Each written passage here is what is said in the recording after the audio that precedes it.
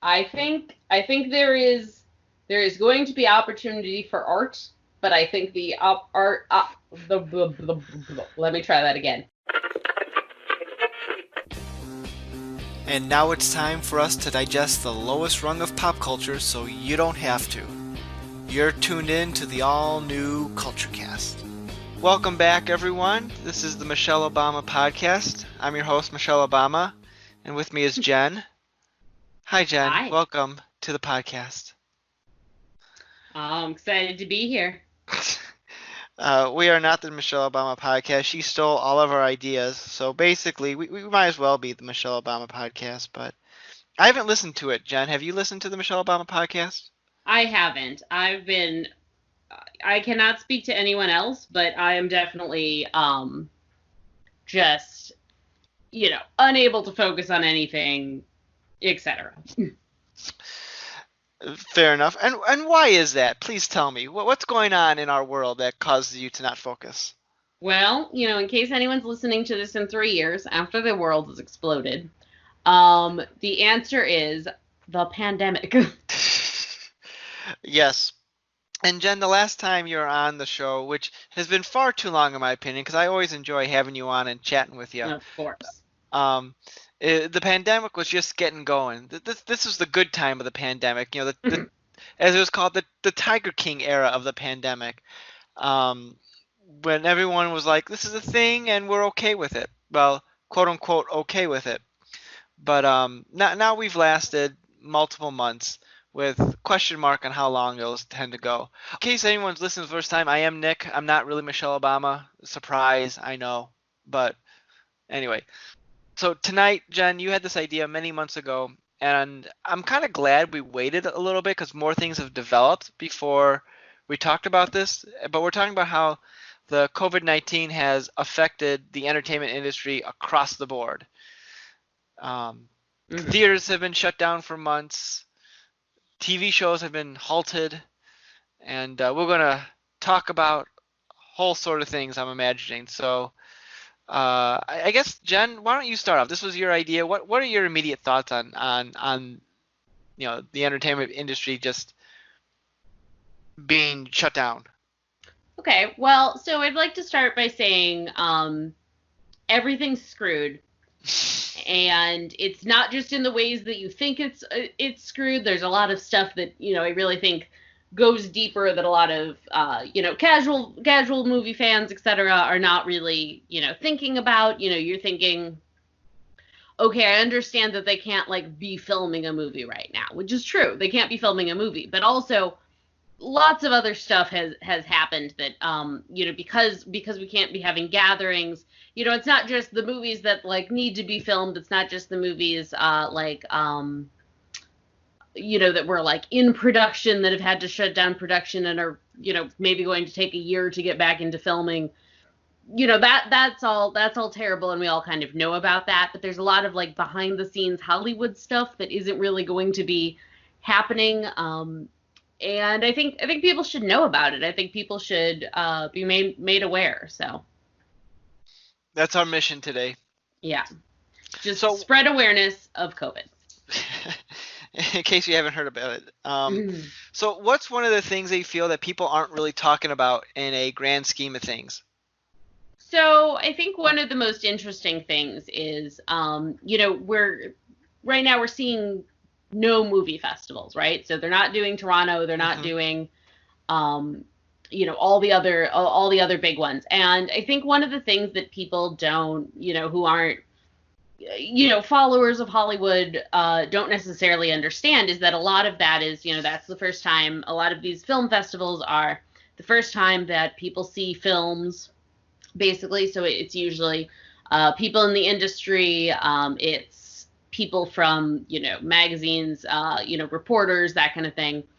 And, other, e-entertainment news or whatever. They're all there and they're watching the movies, and that's something that I think is really visible. But something that isn't as visible is that's when a lot of, that's when, Netflix is buying movies. That's when Hulu is buying movies. That's when, all these deals are happening. That's when filmmakers are getting deals with, through these, they're seeing this movie, they're saying, okay, I want you to do a, mid-budget, I'll give you $30 million if you film a rom-com, or I'll give you, 50 million to film, and so it's very obvious, I think, it's very obvious that, like, for instance, Marvel movies, they need to come out in a certain order. So far, they haven't moved. As far as I'm aware, who knows by the time this podcast publishes, they have not moved any of the Marvel movies. They will be. They're going to move the whole thing, I'm sure, but Yeah. they haven't announced it yet. The only one that would count, if you even count, was Black Widow, which was supposed to Right. come out in May, and I think that's coming out right now in November. We'll see. We'll see Well, if that happens or not. But yeah, agreed. on the schedule right now, they Right. say it's They November. are going to. My assumption is that they are not going. That's not going to happen. It's going to end up getting moved, and then they're going to have to move the whole slate of them.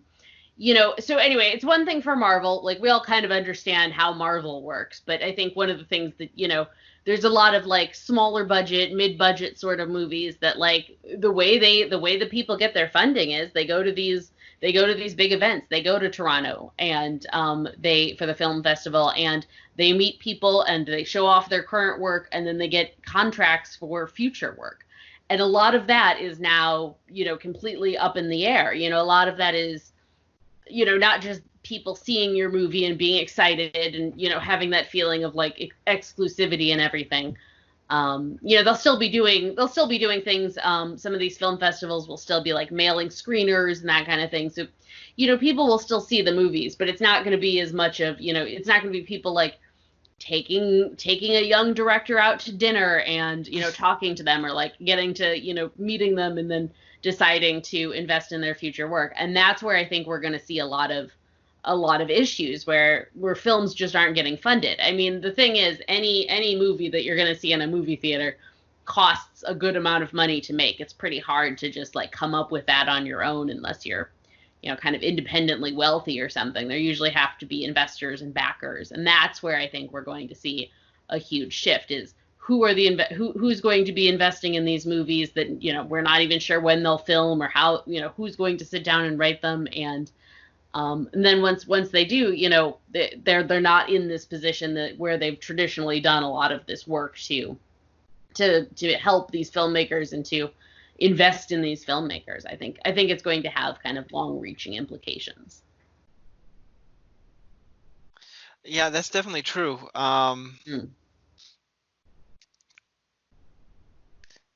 I don't know how, because, like, you still see movies on Netflix as of right now still coming out, like Netflix original. I think last couple months there was a movie with Ed Helms. I can't think of the name of it, and Taraji P Henson. This is a stupid movie. I sat down and watched it with my wife. But and then there's another one with have you seen Lovebirds with I can't think of the guy's name. It's called Coffee and Kareem. I just looked it up. That's it. Yes, I don't feel like I heard about this at all. There's probably a reason for it. It's not very good. It's probably one of those movies that was, like, meant to be a theater movie because, Ed Helms and Taraji P Henson, they're headliner names. Like, they'll draw on people. But I think the studio's like, this is terrible, so they just dump it on Netflix as a what do you call it?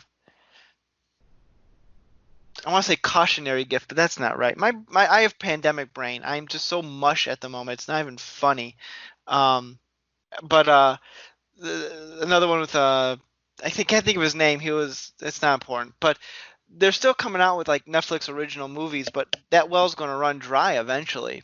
Right. And, right. There's a certain amount. I'm sure there's a certain amount that are just, like, in the can, or just have finishing touches to be put on, that kind of thing. Stuff that could potentially be done from a distance. Mm-hmm. So, I'm sure they have a certain amount, but they don't have an infinite number. No, definitely not. Netflix's best, or any streaming service's best hope, is to try to acquire licenses for older popular movies that they can, like, hey, look, we have this now. But that's going to become difficult because there are 9,000 streaming services all trying to get a piece of the pie, and, good luck with that. But when it comes to these blockbuster movies, we have the whole slate of 2020 that was supposed to go out. Um, and movies are probably not going to happen by the end of this year. Maybe towards the end, if a vaccine comes out and it's effective and all that. And even then, I've been hearing people not wanting to get the vaccine because they want to make sure it's, not rushed. So who knows how that will happen. But you had the slate of movies that at the beginning of 2021 that were supposed to come out that probably mostly done, but then the ones that are in production, like, are we going to get an overabundance of blockbuster and theatrical releases next year, like where there's going to be something new every single week? Or are they just going to move everything back where we're just going to be behind a year from here on out? I don't I know. mean, What I are your think so. So I think it's really interesting because we do have so many. So obviously there's a certain number. Let's say there's 300 movies that are good to go. Or don't need a lot of work to get in a place where they could be screened. Let's just say 300 for the sake of ease here. Okay. Um, so I think we're gonna see some problems because some of these smaller ones, like you talked about Lovebirds, that was, I think they made it for like $20 million. So they kind of rolled the dice and put it on Netflix. And if they made it back, that's good enough, that kind of thing. Because they maybe thought it wasn't going to make a ton more than that anyway in theaters. So they just go ahead and put it up. And some of these smaller things, I think about like the movie Emma, which, by the way, I can't remember if I talked about it on the podcast or not, but I enjoyed that a lot. Is that the That one that one, came out a couple months ago with yeah. Well, it came out like 2 weeks before everything shut down, and I wanted to go see it, and then I couldn't, and then because of the pandemic. And then like 2 weeks later, I think after that, like April 1st or something, let's say, they put it on video on demand for $20. And so Thor and I sat down and rented it, and we loved it. And so you're gonna see some of that. You're gonna see that. You see that with like Trolls live on tour, and you see that with Emma, and they're gonna do that. They're going to have the simultaneous in theaters, all however many theaters are actually open, and then also on video on demand for Bill and Ted 3. So right. they're definitely some of these smaller movies, but Bill and Ted 3 probably cost 25 million to make, let's say. So it's worth it to them to put that on streaming, or to just try to. But when we're talking about these bigger movies, there's no way. If you paid $400 million to make a movie, if you're talking Black Widow, there's no way they're going to release Black Widow on video on demand. They can't afford to, because they spent an absurd amount of money. And you gotta Right. you gotta remember, anytime they release how much a movie costs, it usually costs more. Yeah. So Here's the interesting thing is I think Disney is testing the water with that because it was just announced the other day that Mulan is right, going to drop to Disney Plus, but not for free. If you have right. a Disney Plus app and then pay $30, you get to watch Mulan. I guess you get to keep your copy of it. Like it's part of your streaming library if you have Disney Plus, if I'm understanding that correctly. Well, that's Um, interesting. I thought they were saying you didn't get to keep it, but if you got to keep it, I think that's not as bad a deal. Now, maybe I thought I read you got to keep it, but I could be Hmm. wrong. But uh, it's I'm curious to see if Disney's testing the water with that, and if that proves because Mulan was clearly an expensive movie. It was going to be one of their tentpole films this summer. The latest in the live action versions of their animated films, which is actually live action as opposed to the other live Mhm. action ones, which have actually been CGI, which is not live Mhm. action. But I digress. Um, so I'm wondering if they were trying to test the waters on that one to see if it's profitable and successful enough for them to say, okay, we're going to put Black Widow on here. We're going to put whatever other, I don't know, all the Disney films that are coming out, but to see if that would be successful. Because Disney did put Artemis Fowl, which was probably a mercy kill, quite honestly, because apparently the Mhm. movie's terrible. Probably not as big budget as some of the others, but I think that was slated to be a theatrical release, if I'm not mistaken. But Yeah. Yeah, that one, I mean, that was definitely, that's definitely them. The interesting one will be New Mutants, because they've been kicking that one around for a couple of years now. So Oh God, it's still that's on a the whole saga in schedule. itself. Absolutely. That's still on the schedule, but we'll see. We'll see what they do. I mean, there are probably a few states where you can, have open theaters, where the governors don't care about the people. And so some stuff may be able to open in theaters, but I mean, I just don't think we're gonna get open theaters honestly this year. I think it'll have really interesting implications for awards season this year, because so far they haven't canceled any of the award shows. They're just going to move them all online. But it'll be interesting because as of right now, the Oscars are not going to have. They also need to have a certain number of movies. Like there's a certain number every year of Oscar eligible movies, and it's something like 360 movies. And eligibility is usually has to do with it's screened for a certain number of days in LA in a theater. This year they've gotten rid of the having to screen it in LA or in any major city. As far as I know, it can all be online this year. But just in terms of movies that they're going to feel comfortable, if you have a big, something you think is going to win Oscars, it is a bit of a gamble to put it up this year. Yeah. Because you just don't know, we just don't know how many people are going to be watching things, and of course it's very hard because we just don't know, since, like, for instance, Netflix won't release their numbers. We just don't know how much movies are really permeating the culture, because we literally don't have numbers. It's something like Box Office Mojo. You can track how many how much money is being made in movie theaters, but you can't track that for Netflix. So, it's already a little bit hazy there, but then we're going to see absolutely no, we just don't have a lot of feedback at this point as to how much money you can make putting these onto streaming. And so, Right. Anyway, I agree. The Mulan thing is really interesting. I did not think Disney would do that, especially since what they really wanted to do with that was have it, released everywhere in the world, but specifically in the US and China, because, obviously it's a Chinese, it should, well, I'm sure they have made it so that it will be big with Chinese audiences, and they are not opening. I think there's only something like 10% of movie theaters in China are open, and, that's not a guarantee at this Right. point. So it'll be really interesting to see, how it does, because it does seem to be something of a bellwether. It felt like for a long time the only bellwether was, I don't know, have you been watching the drama with Tenet? You don't know because I kind of want to be as unspoiled with the movie, and I fear that if I click on an article, I know nothing what it's about. So I fear if I Oh, click on an article that it'll like say yeah. like, oh, in this movie, Robert Patterson It's crazy that the fights ending bears. is. Something, No. something like I want to try going blind, but it wouldn't if I see it. Um, but I do know that like every 2 weeks, like Tenet's new release date is this. Now it's this. Now it's this. And I think they announced something where it's been taken off the schedule completely. Uh, So Christopher Nolan has been, I don't want to say he thinks he's the Caped Crusader here, but he definitely seems to think that his movie is going to save theaters, because he keeps, for yes. a long time it was either Mulan or Tenet, and both of them were kind of duking back and forth about which would be the first big movie to open.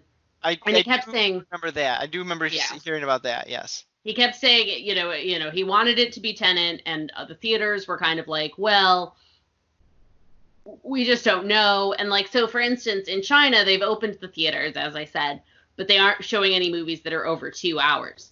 Tenet is 2.5 hours, and Yeah. I don't think Christopher Nolan would cut half an hour out of, a fifth of his movie. Because again, he also seems to believe that he is going to, like, single-handedly save movie theaters. So he kept. So as far as I know, and again, this could all change in a week, but they are going to open it in whatever theaters are open, and it feels a little bit to me like they are just like the studios are just throwing this to the wolves, because they're like, well, this guy won't let us release it on streaming. There's not much we can do at this point, and obviously some of this has to, there's stuff we just don't know about how the contracts work and what people have agreed to. But I'm sure some of that can be gotten out of because of this crazy little pandemic thing. Some sort of force majeure contract or something, or at least it will be in all future movies. Let's put it that way. But it'll be really interesting because with all these video on demand and a lot of people. I mean, I love movie theaters, but it will take me a long time before I want to go breathe in a dark room with a bunch of people. You're like, I want to see Mulan, but you know what? I can wait 3 months for it to come on video. I can wait. I can wait indefinitely for all of these movies at this point because, just everything about coronavirus seems real unpleasant. And I say this as someone who really enjoys seeing movies in the theaters. A lot of people do not enjoy seeing movies in theaters, and I totally understand. In many ways, movie theaters have made it as goddamn unpleasant as possible to go to movies. I remember for a while they were talking about, and thankfully this seems to go away, but first it was, oh, we're moving to big cushy chairs, but you have to buy your ticket ahead of time. And I don't know about everyone else, but that drove me absolutely batty because it was if you were trying to get a group together, then you had to buy the tickets all at one time. You couldn't just buy the tickets when you got there, and anyway, and so that's already unpleasant. And then the prices have obviously continued to rise on the food, and then for a while they were talking about, we'll charge different prices depending on where in the theater you want to buy. So if you want the good seats, we're going to charge you a premium the same way the airlines do. But seeming to forget in many ways that people pay to get on airplanes because they have to go somewhere. And there's a lot of people who, the more hoops you make them jump through to go to a movie. And again, this is all pre-COVID. I just, the more unpleasant you make a thing that people don't have to do, the less likely they are to do it. So movie theaters already in trouble. The shortening window between theaters and streaming obviously, gets shorter all the time. It used to be that you at least had to buy the DVD, or you had to go to Blockbuster, or you had to go to the library and wait for that to be released. And now it's so much easier because it's going on Netflix, it's going on Hulu, it's going on Disney Plus, whatever. So that was already people they were losing potential people. Well, now no matter how great the movie is, and no matter how much people want to get out of the house, a movie theater, first of all, every movie theater I've ever been in has been disgusting. Nice theaters, not nice theaters. It's just very hard because, and this is true, people are disgusting. So people throw their stuff on the floor, you step on it, the floor is always weirdly sticky. So already it's this unpleasant place that we know is dirty. We know that it's all recycled air because they're not going to put in these fancy,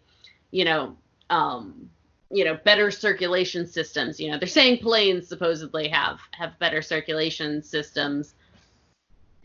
I don't know how true it is, but I can guarantee you the AMC has not put in all new air filtration systems. So, you're talking about getting in there, people are going to wear their masks into the theater. I mean, depending on where you live, but then once you're in there, they're all going to take their masks off because it's dark and no one's telling them not to. And then people are eating popcorn and, breathing. And again, I just don't think a lot of people are going to want to do that super soon.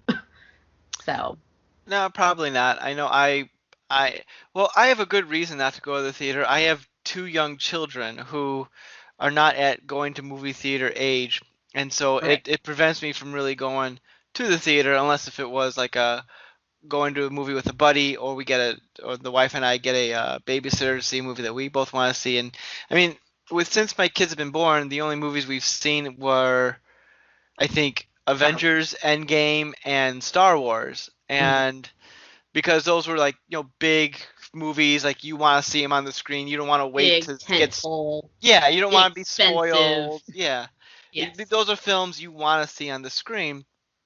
And we had our mother-in-law watch the kids while we went to go and see it.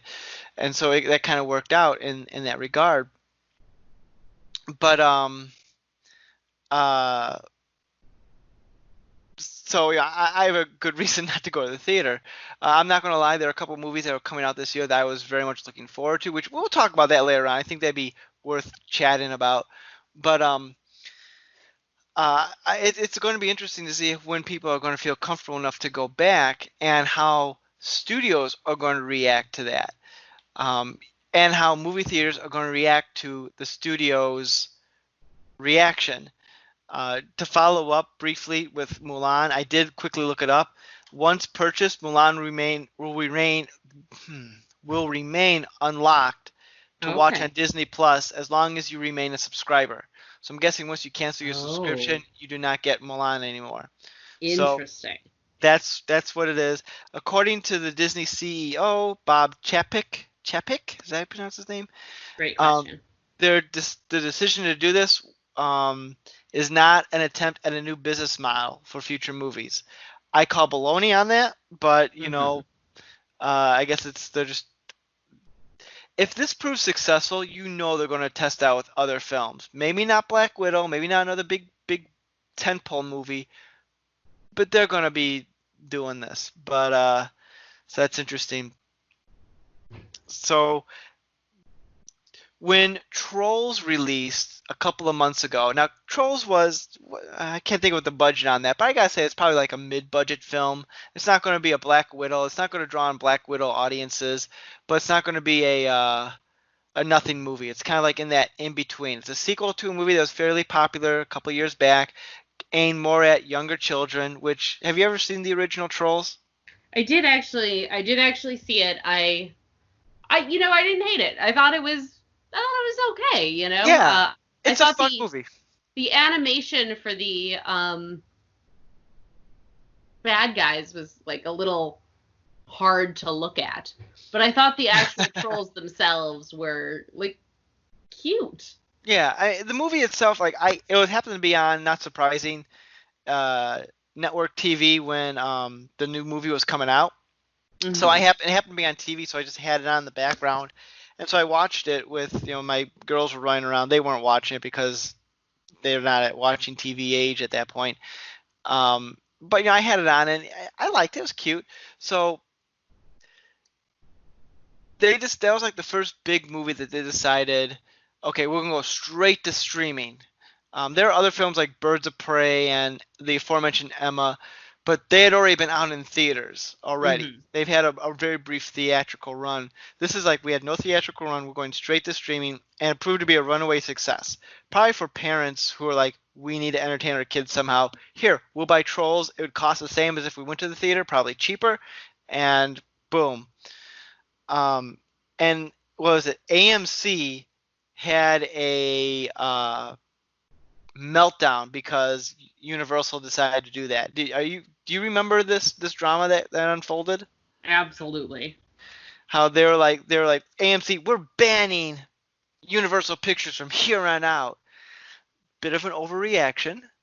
Um, because I think like Universal is one of the major studios. I don't know how many movies Universal sets out, but I knew one of the movies that they do is the Fast and Furious franchise, which is a huge moneymaker.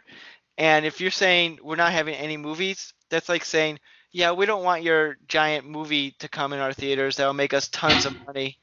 So on some stupid principle stand. What are your thoughts on that?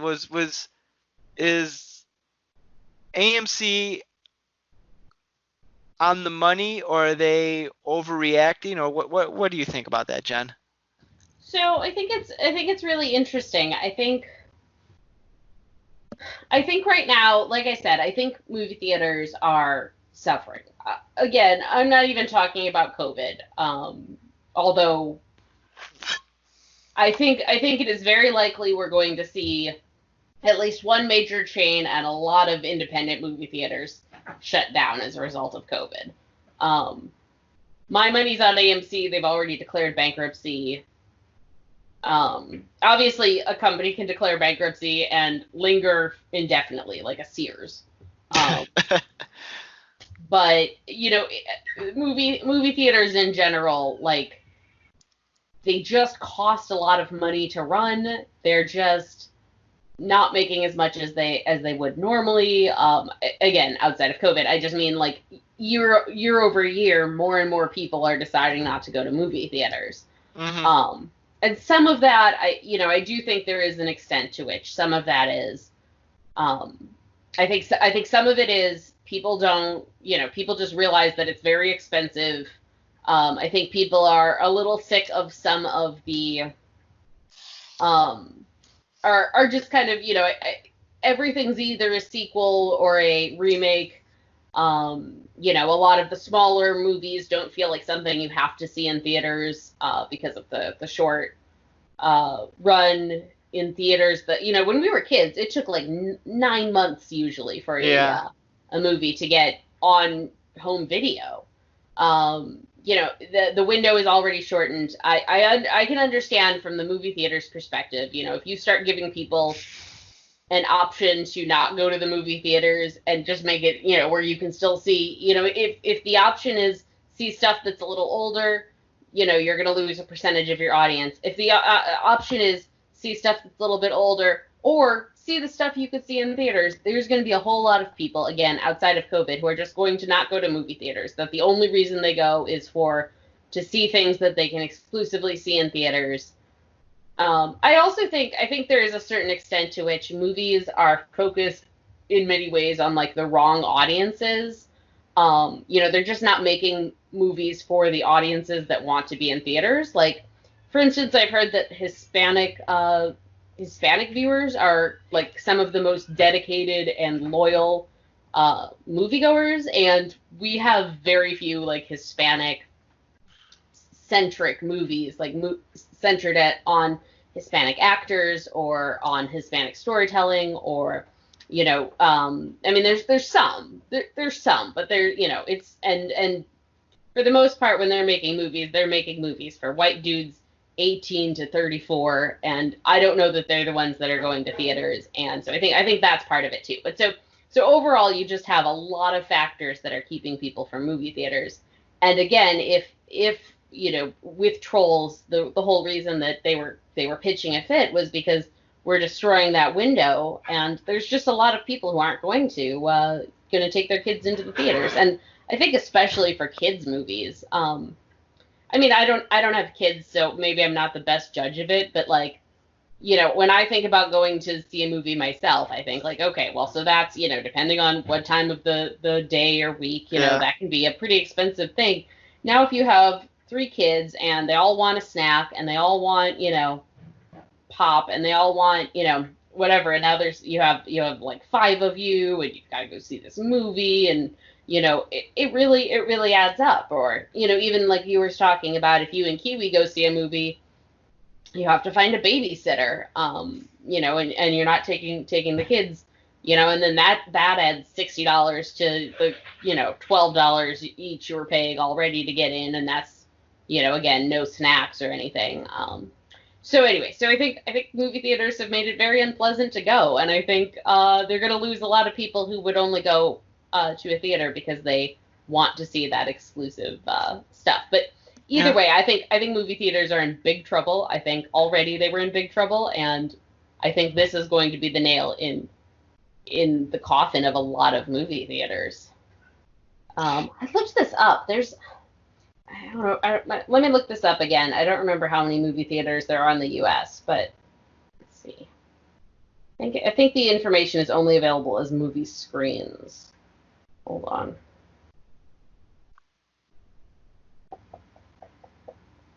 Okay. So the number of movie screens in the United States is at 41,172 in 2019.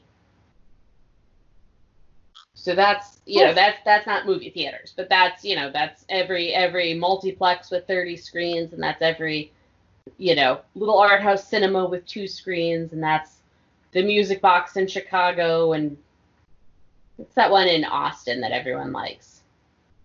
Oh, Alamo Drafthouse. yes. Right. So, that's all those that's a lot of, so I don't know exactly how many movie theaters, but that's a lot of movie screens. But I think we're going to see at the end of the pandemic, I mean, depending on how long it lasts, which, in April when all this went down with Trolls, it was hard to know how long this would last. And I think there was, in Hollywood and in general, I think there was a lot of, okay, this is going to last like 2-3 months, so let's go ahead and we'll throw a bunch of stuff we already have in the can on the screen, and like, okay, we'll put out, we had theaters putting up their old plays, and we had opera houses streaming their own old operas, and we had the Lovebirds thrown on Netflix, and I think they burned through an amount of art. And now as people are starting to realize that it might be a while before new art is really able to be created, I think that's going to cause some issues too. But anyway, I think the number of screens in the U.S. is going to half by the time this is over, and that's assuming that this is all solved and that we're able to have like a normal summer next year. I think we have half the movie screens. If it takes longer than next summer, I don't know. I don't know how many movie theaters survive at that point. Yeah, that's a great question. Depending on how long this goes on until. Right. Like, and the thing is, I kind of touched on this earlier. Even though they say they may have a potential vaccine as early as the end of this year or beginning of next year, that doesn't necessarily mean A, everyone's going to go run out and get it. Right. B, how quickly they're able to distribute it to the public, and Right. C, if people are still going to be like, all right, I have the vaccine. Yeah, I think I'll still stay home until this thing, really dies down. I mean, Right. there's a lot of unknown factors at that, so I could see this going on for at least another year in terms of overall cautiousness by the general public. So that's a great question. Mm-hmm. I think with the whole AMC thing, I get their frustration, but to like have a knee-jerk reaction that we're banning Universal movies, I'm like, dude, you need them more than they need you right now. I wouldn't be burning bridges if I was the CEO. Mm-mm. But just what theater was it yesterday? There was someone that was caught on video like purposely destroying a Milan display because it was going to streaming, and like some theater manager was very upset about it. It's like, Oh, I hadn't heard. yeah, it's something that went viral. I don't think it was like an executive decision, just like a rogue theater manager doing something that happened to go internet viral. But it's like, I don't know, it seems so petty. But I mean, I get what they're coming. That's their business. But at the same time, it's like they don't have much choice in the matter. So one thing I've noticed, and I'm wondering if you've read anything about this, is the sort of re-rise, the renewal from the ashes, if you will, of drive-in movie theaters. Yeah, that's I think exciting. that's so. I don't know all over the country, but I know that in Chicagoland there was a movie drive-in for a long time, called Cascade Drive-In. Shout Yes. out to Cascade Drive-In. No Um, longer exists, unfortunately. it went out of business, I believe, at the end of last summer, maybe 2 summers ago. And I just think it's so interesting. It was really, and I was not somebody who would go that often. I'd usually go like once a summer, so I was part of the problem. But it was always a lot of fun because you were paying $10-$20 to get in. You could bring your dog, you could bring snacks. Like they had grills there. Like you could literally make your own dinner. You could bring takeout. They had snacks you could buy. They had bathrooms. You could kind of do the thing Bathrooms, where I'm sold. yeah, not to brag, but they were flush toilets. But they had it was really cool. You'd see two movies. Hmm. Now I think the problem at this theater and at any drive-in movie theater I've ever been to, which admittedly the list was this one movie theater, but I feel like this is the case everywhere. It was oftentimes the screen felt like weirdly dark. So if you were seeing like an action movie, there'd definitely be times, and some of this is probably just because all movies in sort of a Game of Thrones way have just been like, what if we just turned off all the lights and then filmed it? Um, but I think it's especially bad in these on these drive-in movie screens where things would get a little muddy and lost in the dark details. Yes. And so that could be an issue. And obviously there's always at least one couple there having sex in their car, or who knows what all they're up to. But I do think it was always fun, and I'm hoping that we're going to see a more of a rise of that, because I do think it's definitely good in the COVID age, and I think all towns should have one ideally, because it's fun. Yeah, it's definitely a retro thing. I mean, you don't get those anymore. They're not as popular as they used to be. I remember I think I went to the Cascade back when I was in either late high school or early college, and I remember seeing the first Spider-Man movie there. I remember seeing the first Pirates of the Caribbean movie there. Um, and it was fun. And I remember I went with my friends at the time, and it was four of us: my friend, her friend, myself, and her younger brother. And her younger brother and I hid underneath a blanket so we'd, not have to pay for four people. So, we're part of the problem. But I remember it was just kind of fun, kind of neat. Fun side story. One of my favorite shows is Chicago's Best. Are you familiar with Chicago's Best? I am not. Tell me more. Chicago's Best it's a food show that's on WGN. Usually airs on Oh, I've Sunday night. definitely. Yeah, now that you say that, wasn't Obama in an episode before he was president? I don't know. That Okay. that might be. I don't know that. Well, I've started that rumor one way or another. Okay. Well, this is a Michelle Obama podcast, so might as well.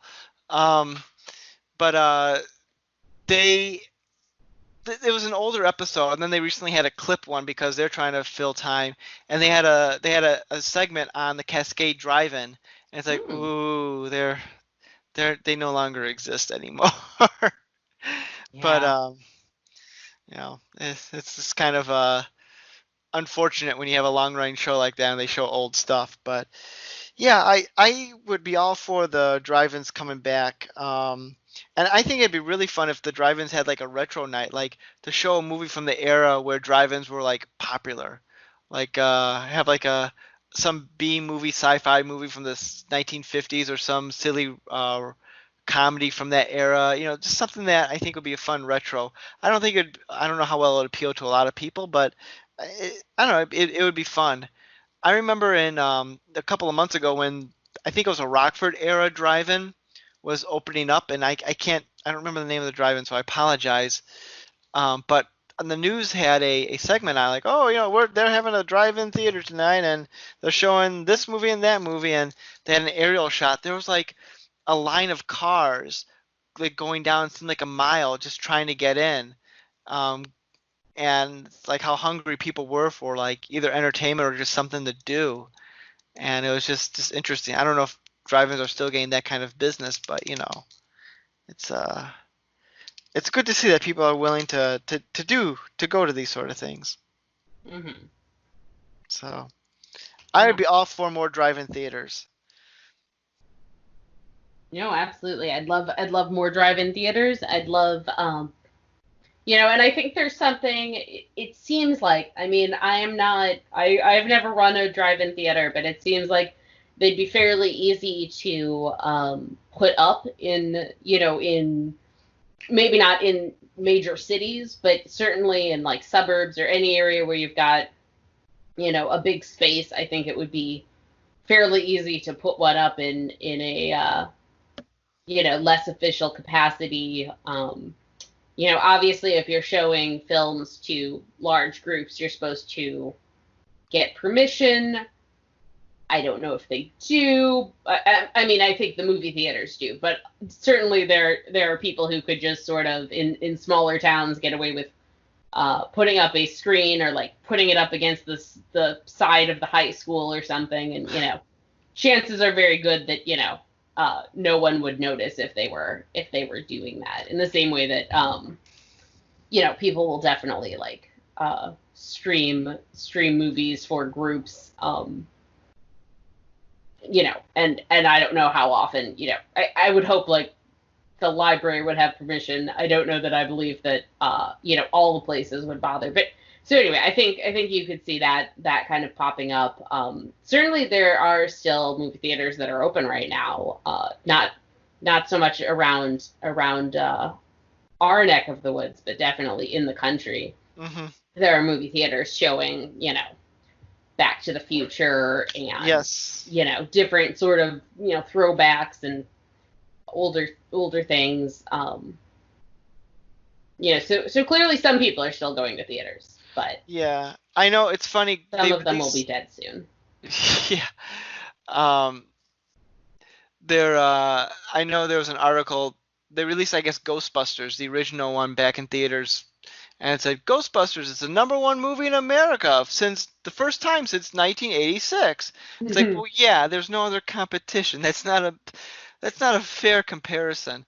Right. Um, I do know, speaking about like unofficial drive-throughs, I don't know if this is unofficial or what, but I know like various Walmart parking lots are doing Oh that. yeah. So Walmart's trying to get in on the uh, drive-in movie craze, which I would presume Walmart is like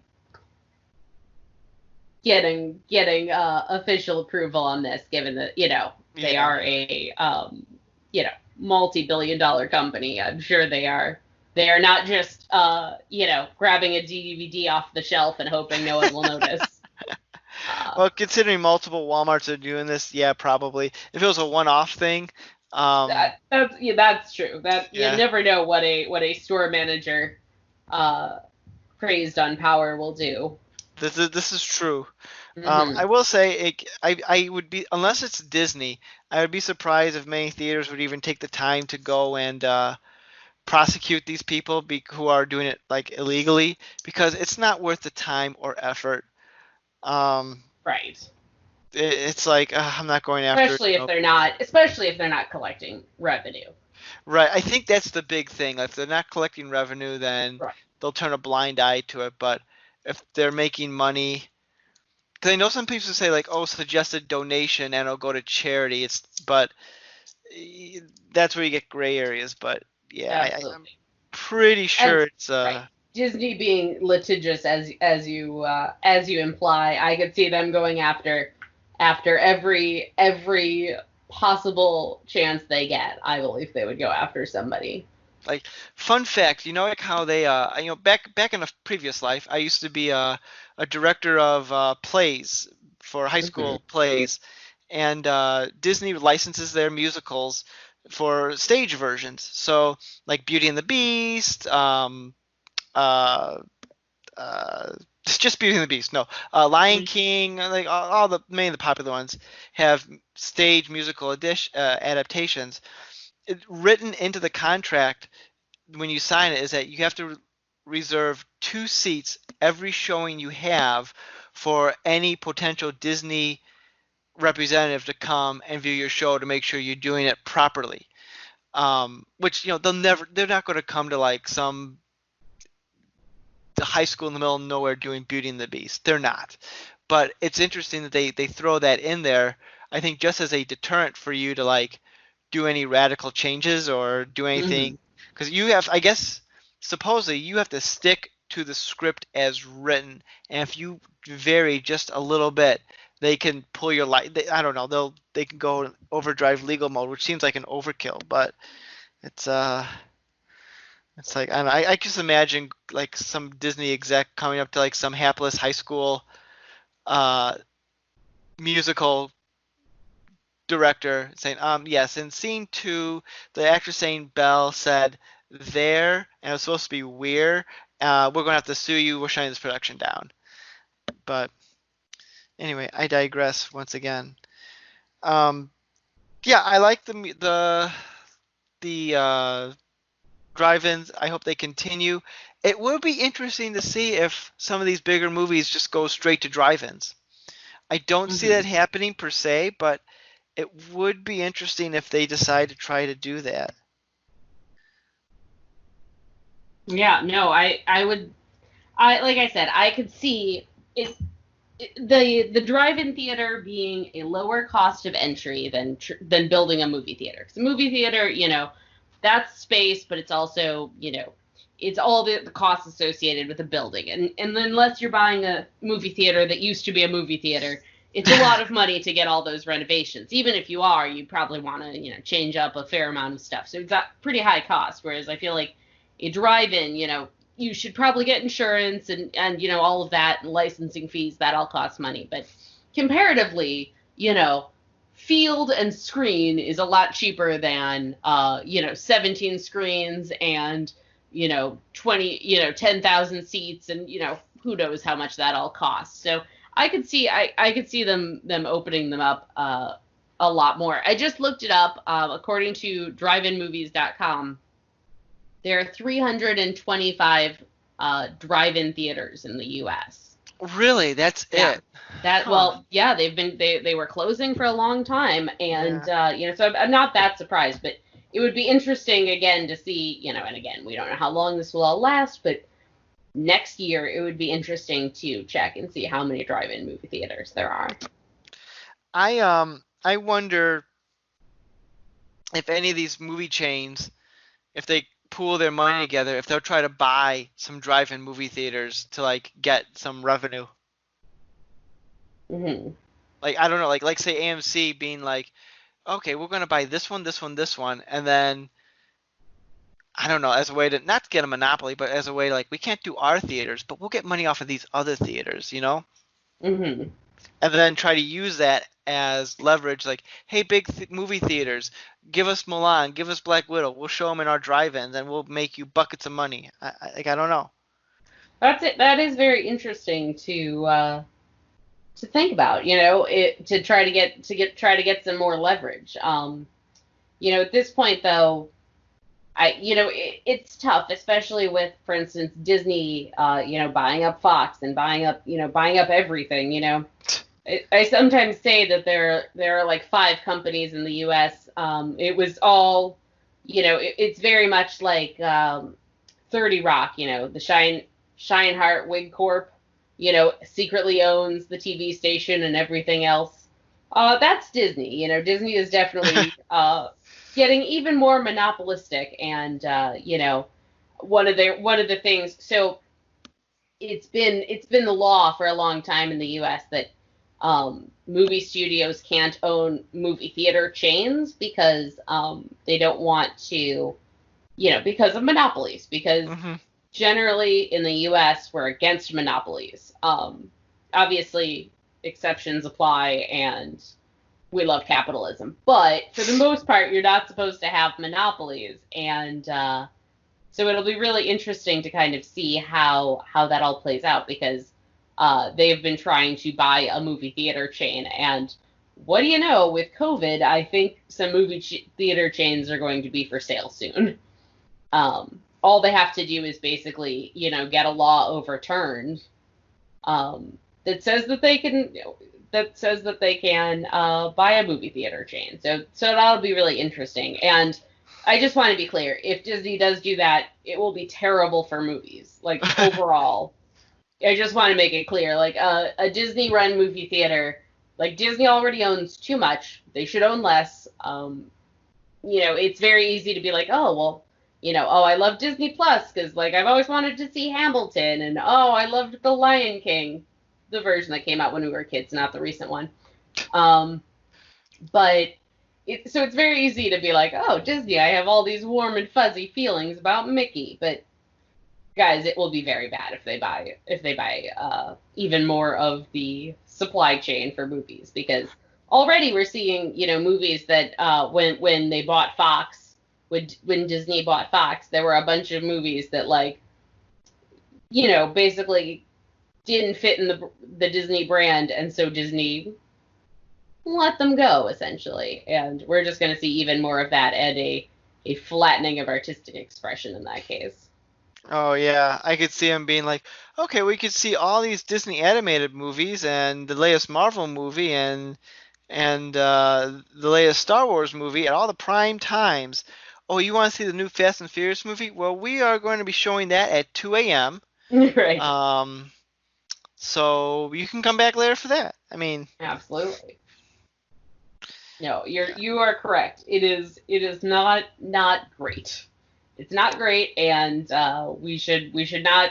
I hope they don't change the laws, but it's definitely, there's a lot going on right now, so it would be pretty easy to pass something like that without people really thinking about it. right. Well, luckily we don't have any corrupt politicians in our government, so they Mm. won't let that happen.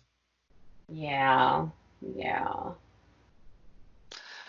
Um, So we've been kind of talking here for a while. We just talked about movies. We didn't even touch on the television aspect of that, but Mm, that's a whole nother can of worms with shows that are essentially being a lot of shows like ended their seasons early. Um, absolutely. and again, I watch a lot of those superhero shows because I'm a glutton for punishment. None of them are very good, but yet I can't look away. And unless they finished their season filming before the COVID hit, they had to cut their season short and making it really awkward for season. Like they try to like force season enders into whatever episode they were filming. So it's curious to see how they're going to pick up the show when it eventually comes back. Probably not until 2021. Like we're not going to have fall releases the way we used to. No. Um, maybe you'll get. I've been hearing that at least on the CW, they're going to bring on over some shows that are on the ill-fated DC streaming app, just to fill out their schedule with some things, um, which is interesting. They're doing that. I'm curious to see what shows like NBC and or networks like NBC and Fox and all that are they going to like have more reality shows? But again, that would be tough to do too. So Mm, um, I don't know how they're going to fill their time necessarily. That's going to be very interesting to see how they're going to absolutely. do that. I wonder if we'll end up seeing, and this is pure speculation on my part. I have not seen anything about this, but I'm wondering if we'll just suddenly, see a huge surge of movies and TV shows from New Zealand. The one Right. country I just saw today, they announced that they have 100 days with no new cases of COVID because everything America did, they did the opposite, worked great. And so right now they're not having anyone with COVID. And obviously there's a little bit of stuff in the ether from New Zealand, but Taika Waititi. But overall, I mean, I fully admit there's just sort of a blank hole where all the information about their TV and movies are. So it'll be interesting to see if we just sort of start watching a lot of New Zealand stuff Yeah. because who else will be filming? I thought I did hear, and I could be wrong, I could be just hallucinating this, but I thought I did hear that some networks are trying to pick up stuff like some foreign shows that normally wouldn't be shown here in America, like stuff in like English, like British dramas and things like that that they'll just bring over because they don't have a audience here and like show that, or like Canadian shows that don't get like network support here in the U.S. because it's primarily a Canadian show. I don't know if that's if I actually did read that or I'm imagining it, but I wouldn't be surprised if they work out some sort of deal. Be like, all right, we'll bring this show that no one's seen to unless you have BritBox, no one's has seen this show, so we'll put it on NBC on Monday nights and God willing people will watch. So yeah, it's going to be interesting. And what's even Absolutely. going to be or even going to be more awkward, like all these shows that abruptly ended their seasons before their storyline ended, how many of the actors have been exposed as being sexual predators or racist or whatever, have been canceled or have been fired from their shows. Now suddenly these shows have to come up with creative reasons why they're not there anymore, even though they're in the middle of a storyline. So that'll be fun to watch. It's interesting. I was watching, a very good show on Netflix, which was the Babysitters Club. They did a version. It dropped a new version of the beloved book series from the 80s that continued to release new books long after I stopped reading them. Anyway, so they came out with the series. It all dropped on July 3rd. I watched the whole thing that day and sobbed wildly. It was great. But as I was watching it, I swear, so the thing that made this different than every other version of the Babysitters Club they've done so far, because they had a movie, they had a TV series from like Canada, they had what else did they have? Didn't they have like a remake movie a couple years ago? Um, Not that I'm aware of, but this is, I believe, the third show, and there was a movie, and they've come out with like comic book versions. Anyway, lots of different things done for this series. But I thought this version was really great. But as I'm watching it, and the show really does star, it's supposed to, the girls are all supposed to be like 12 and 13, and in most versions they've been like somewhere between 16 and 25.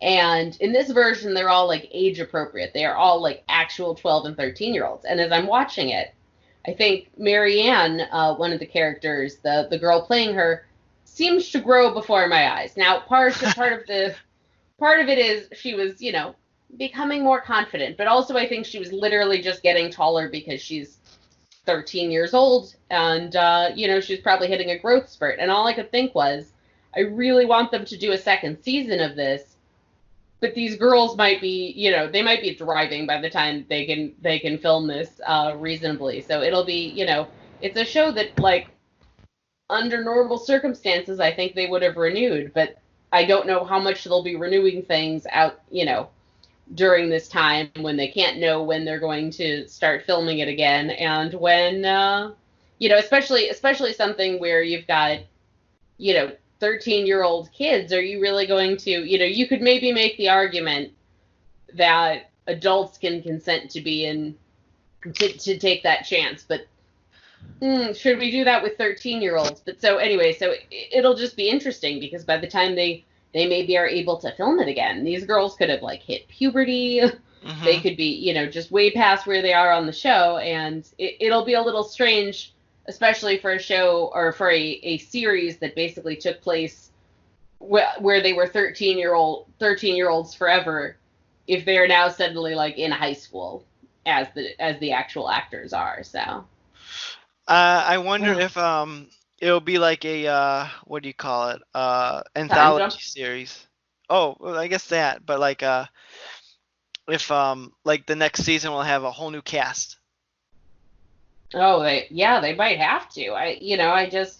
There's a lot of people with contracts right now that assume that they're going to, film in June for September, and obviously, we do not live in LA, and we are not privy to these contracts, but I'll be very curious, what shows end up just sort of falling by the wayside because, the contracts are just did not anticipate this problem. Yeah, that's that's very interesting, especially in regards to the show that you're mentioning. I guess one of the things they could do, well, maybe not. I don't think it's that type of show that would do that. But the movie It that came out a couple years ago and had like 2 parts?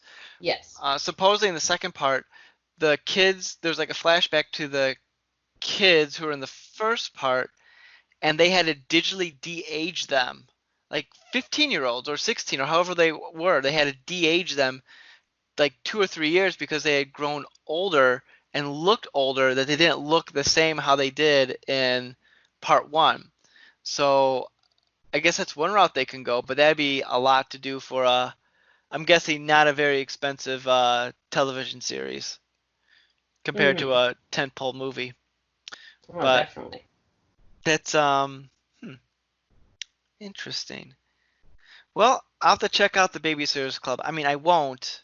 No. Now. But you have the time, honestly. I do. I really do. Well, no, I don't actually. That's a fabrication.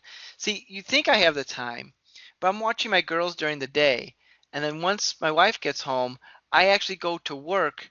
I'm working at home to like midnight or 1, and then I sleep for a couple of hours and I rinse and repeat. So me watching like pleasure TV is rare. Like Hmm. when we get off our show tonight, I'm hoping I'll be awake enough to watch the next episode of the basketball documentary The Last Dance, which I've had DVR'd on my television since March, and I'm just Oh. now getting around to it. And it's on Netflix already. So it's like, what's the point of me watching my DVR since it's on Netflix? You know, first Have world you problems. tried, and this is just an idea, have you tried being a terrible father? Well, see, I already am, Hmm. and no, no, no, no, no. I would not want to be a terrible father. You know me. They're going to get screwed up enough with me being at my best.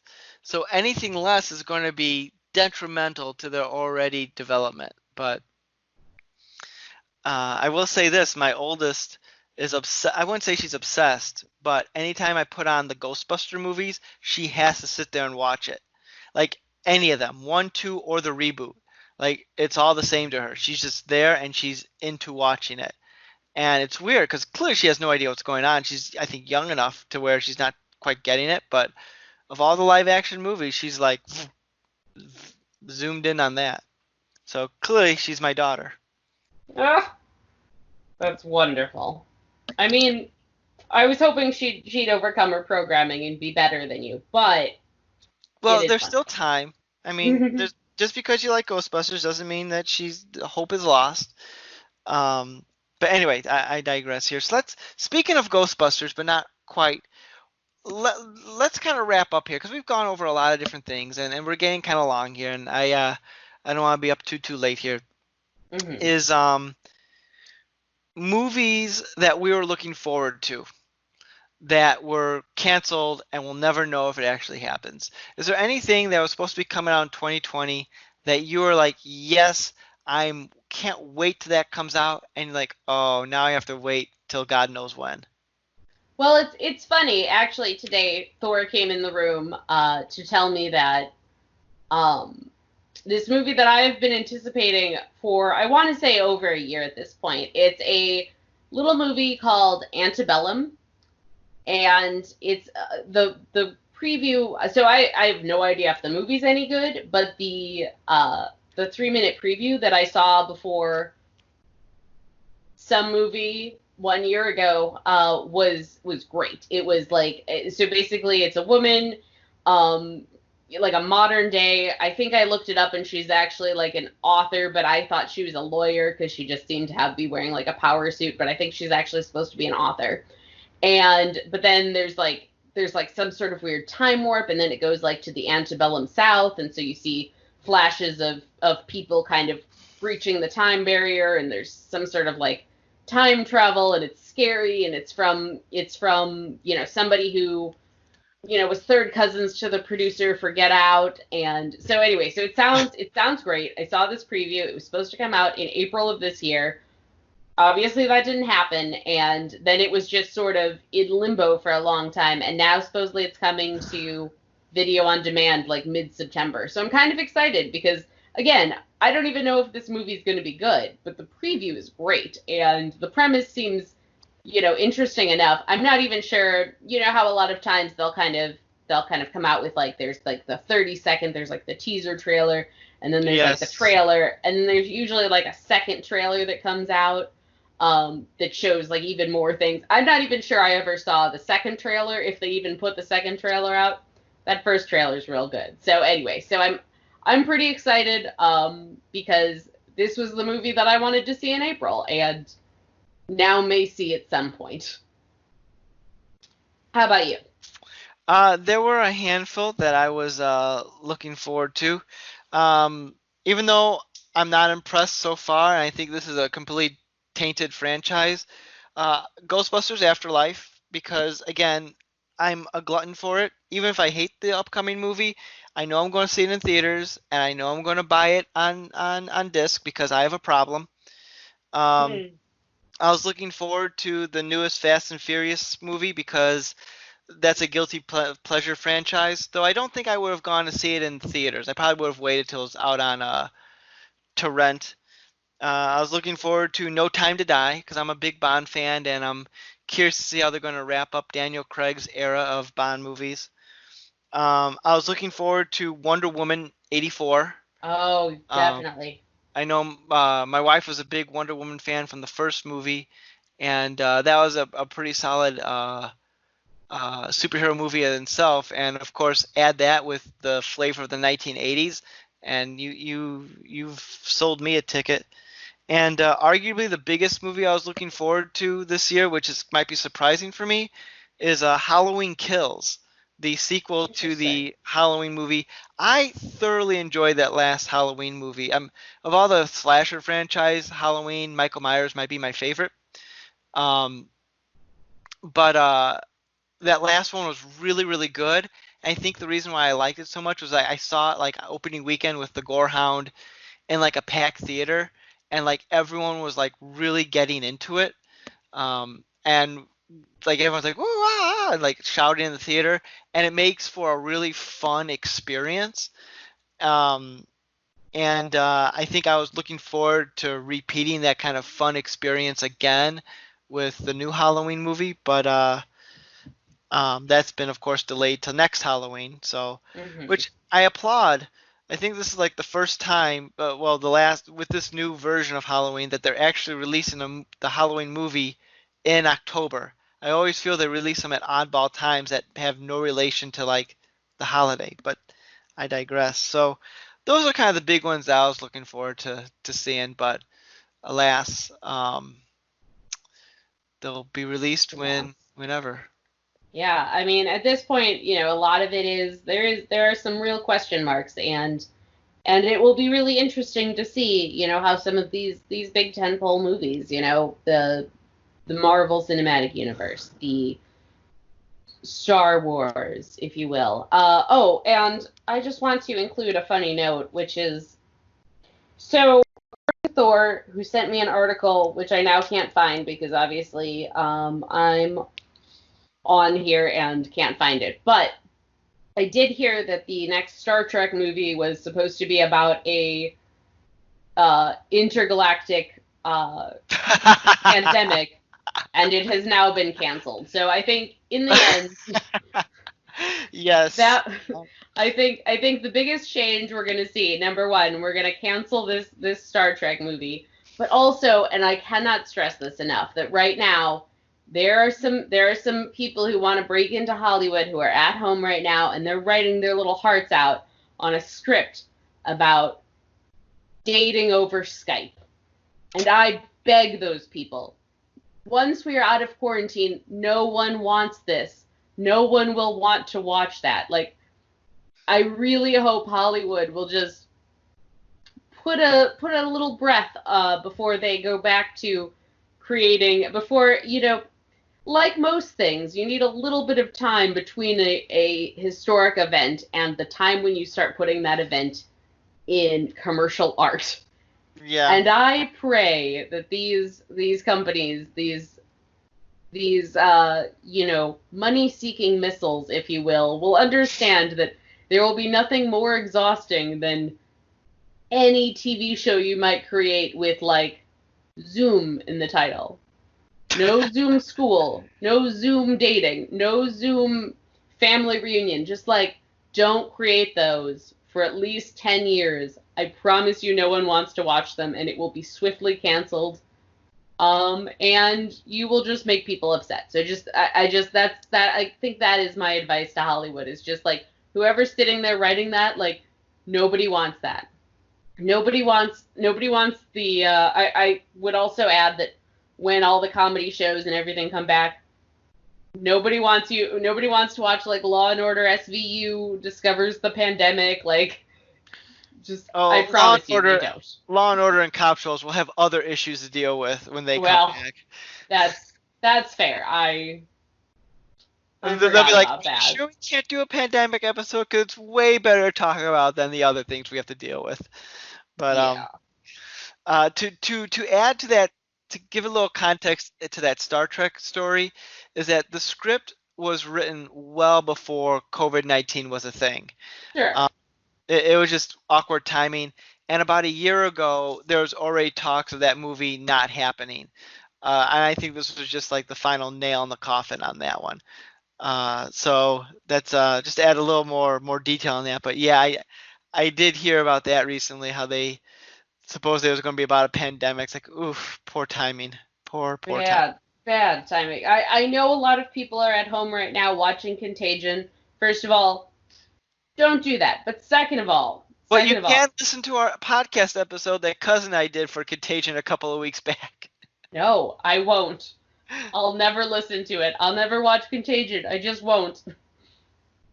Let me be free. It's I don't know if you've ever seen Contagion, but it's oof, he predicted the future. Steven Soderbergh predicted the future. I read about that when it came out, and I was like, not for Jen. Not for Jen. And you know what? You know what else I thought? I thought, I'll never live through that. And you know what? That's on me.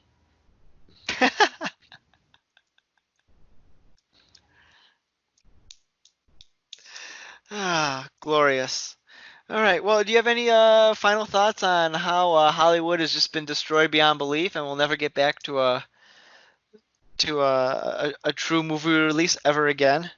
There will be opportunities to create art during quarantine. There will be opportunities to create art after quarantine, but it's going to be a while before we get big crowd scenes, and at least coming from the U.S. And I think I think everything will bounce back eventually, but I think it is important that that we first of all, like, watch things legally, pay artists, pay artists that whose work you're consuming in whatever ways you can, and just, guys, wash your hands. Please wash your hands. Good point. Good message for the kids. Mm-hmm. So, all right. Well, I'm Nick. I'm Jen. And this has actually been the all new Culture Cast, not the Michelle Obama. I don't think I ever clarified that earlier on, but we could be. Who knows? If it gets extra clicks on our thing, we'll call ourselves that. Thanks for listening, everyone, and we'll see you next time. You've been listening to the all new Culture Cast. We try to post new episodes every Monday evenings 3 to 4 times a month. Check out our backlog. We could be found at allnewculturecast.libsyn.com. You can also find us on Apple iTunes and wherever else podcasts can be downloaded and listened to. This has been the All New Culture Cast, a Saltwater production. Original material copyright 2020. Thanks for listening. Well, I'm not wearing a mask because I know my freedoms. And you know what? I appreciate, because I know you're locked indoors. That's fine. As long as you are locked in with only Kiwi and the 2 mini Kiwis, that's fine. But everyone who's outside, put on a mask, and don't be the guy at AutoZone today who greeted me and he's wearing his mask under his nose. Like, first of all, you look very stupid. Second of all, it doesn't help.